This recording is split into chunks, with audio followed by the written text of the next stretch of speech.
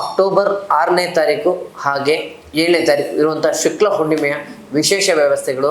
ಆ ಒಂದು ಹುಣ್ಣಿಮೆಯಿಂದ ಈ ಎಲ್ಲ 5 ರಾಶಿಗಳಿಗೆ ಇರ್ತಕ್ಕಂಥ ಸುಖ ವ್ಯವಸ್ಥೆಗಳನ್ನು ತಿಳಿಸ್ಕೊಡ್ತೇನೆ.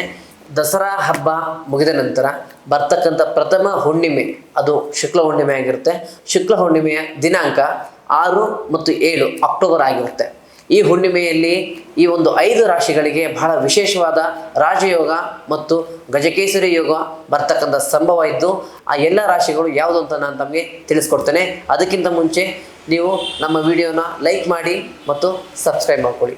ಆ 5 ರಾಶಿಗಳು ಪಡ್ತಕ್ಕಂಥ ಯೋಗಗಳು, ರಾಜಯೋಗಗಳು ಏನು ಅಂತ ತಿಳಿಯೋದಾದರೆ, ಮೊದಲನೇದಾಗಿ ಆರ್ಥಿಕವಾಗಿ ಬಹಳ ಉನ್ನತ ಸ್ಥಾನವನ್ನು ಗಳಿಸ್ತೀರಾ.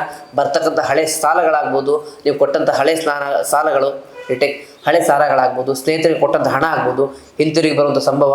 ಜೊತೆಗೆ ನೀವು ಇನ್ವೆಸ್ಟ್ಮೆಂಟ್ ಮಾಡಿದ್ದು ಅಥವಾ ನೀವೆಲ್ಲದೂ ಹೂಡಿಕೆ ಮಾಡಿದರೆ ಅದು ನಿಮಗೆ ಈ ತಿಂಗಳಲ್ಲಿ ಬರ್ತಕ್ಕಂಥ ವಿಚಾರ ಇದೆ. ತದನಂತರದಲ್ಲಿ ಮನೆಯಲ್ಲಿ ತಂದೆ ತಾಯಿ, ನಿಮ್ಮ ತಾತ ಅಜ್ಜಿ ಯಾರಿಗಾದ್ರೂ ಆರೋಗ್ಯದಲ್ಲಿ ತುಂಬ ಸಮಸ್ಯೆ ಇದ್ದರೆ ಅದು ಸುಧಾರಣೆ ಆಗುತ್ತೆ. ಮತ್ತು ಮೂರನೇದಾಗಿ ನೀವು ಮಾಡೋ ಕೆಲಸ ಕಾರ್ಯಗಳಲ್ಲಿ ಒಂದು ಉನ್ನತ ಯಶಸ್ಸನ್ನು ಕಾಣ್ತೀರಾ, ಒಂದು ಉನ್ನತ ಬೋನಸ್ ಅನ್ನೋದಾಗೋದು ಸಿಗುತ್ತೆ. ತದನಂತರದಲ್ಲಿ ನೀವು ಮಾಡೋ ಕೆಲಸದಲ್ಲಿ ಉನ್ನತ ಹುದ್ದೆಗೆ ಏರುವಂಥ ವಿಚಾರ ಇದೆ.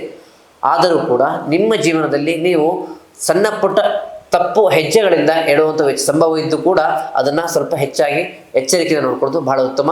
ಆ 5 ರಾಶಿಗಳು ಯಾವುದು ಅಂತ ನಾನು ತಿಳಿಸ್ಕೊಡ್ತೇನೆ.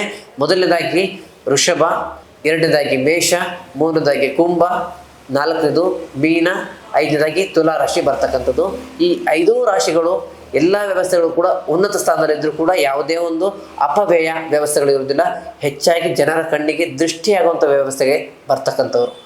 5 ರಾಶಿಗಳಲ್ಲಿ ನಿಮ್ಮ ರಾಶಿ ಇದ್ದರೂ ಅಥವಾ ಇಲ್ಲದಿದ್ದರೂ ನಿಮ್ಮ ಇಷ್ಟಾರ್ಥ ದೇವರ ಹೆಸರನ್ನು ಕಮೆಂಟ್ ಮೂಲಕ ನಮಗೆ ತಿಳಿಸಿ ಆ ಭಗವಂತನ ಕೃಪೆಗೆ ಪಾತ್ರರಾಗಿ. ಧನ್ಯವಾದಗಳು.